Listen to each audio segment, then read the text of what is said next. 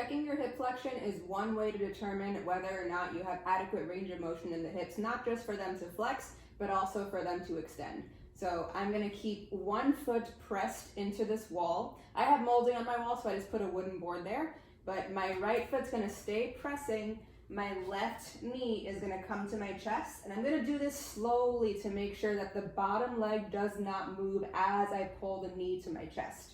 I'm also pulling the left knee to my left eye. So for me, this is about as far as it goes here. If I keep going, that bottom leg is gonna move, so that's not an accurate representation of how much range of motion we have in the hips.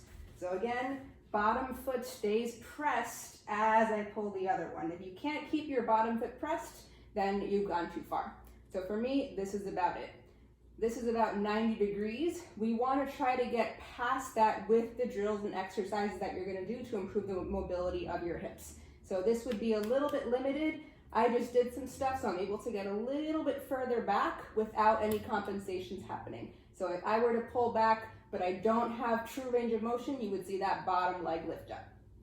Okay, another thing we want to make sure we don't see happen is for the bottom leg to turn out. So if you start to see this, or the knee facing out, or the foot, or anything, then that's the end of the test, okay? And that's gonna keep you honest to make sure that you know where you started after the drills, after the exercises. Hopefully it improves if you did it well. And if it didn't, that's okay. It may just take a few more sets and reps. But the goal is, can we bring the knee in line with the foot to the same side eye?